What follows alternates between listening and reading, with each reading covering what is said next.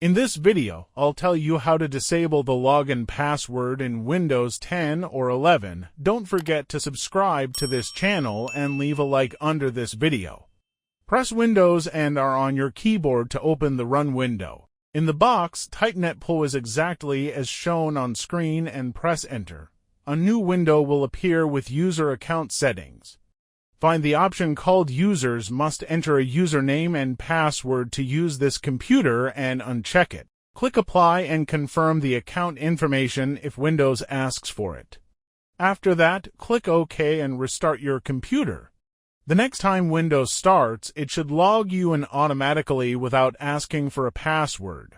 This can be useful if you're the only person using the computer and want to get to the desktop faster without typing a password every time. Thanks for watching. I would be very happy if you would become one of the subscribers of this channel. Check out the suggested videos and also leave a like under this video.